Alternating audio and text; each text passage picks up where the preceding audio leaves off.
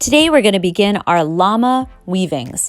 Llamas have been around in Peru for thousands of years. They're a relative of the camel and also alpacas, which have shorter noses and are a little bit fluffier and cuter. During the Incan Empire, llama wool was used for weaving, and they were important pack animals. But they're also considered special companions and are often dressed in colorful outfits like these. If you want to turn your cardboard llama into a horse or a dragon or something, go for it. Now in this video, I'm decorating my llama first. You're going to decorate yours last. That way we can all start weaving together. Instead, the first thing you're going to do is cut the notches on the side of your llama. There should be about 7, 8, or 9, depending on the size of your llama. You're going to use your scissor and cut just a little bit. Then you're going to warp your loom. Warping means putting string on it. So you put a piece of string on the back, then you wrap it around, around, around until you run out of thread. Once you get to the end of your thread, you're going to tape both pieces. Write your name and class on the tape. Make sure your thread is tight. Your next job will be to choose a piece of string and to thread your needle. If getting your string through the eye of the needle is difficult for you, we've got this great little invention called a needle threader. It's just a piece of paper, it's folded in half. You stick your string in it, you squish it like a little hot dog in a hot dog bun, and then you push that paper through the eye of the needle.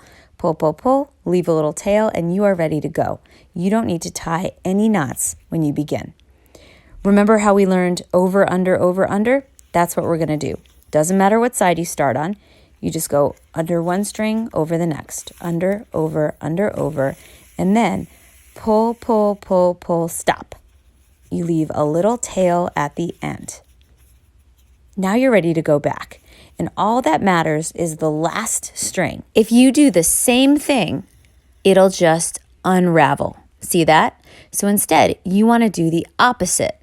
Just like we did with paper. So instead of going under, I'm going to go over the first one and under the second. Now the other big ideas are you don't want to pull too tight when you go backwards. If you pull your strings too tight, it starts to like warp and become kind of an hourglass shape. You don't want that. So keep your edges nice and loose and then just go back and forth, switching every time.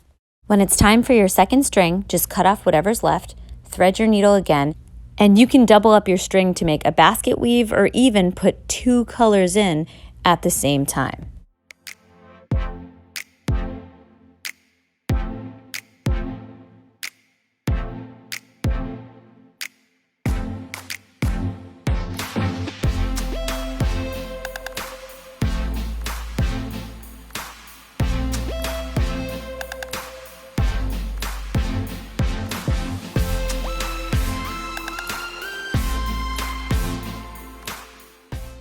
You can push your rows up or down to create patterns, and at the end we can add pom-poms, tassels, and fun little decorations.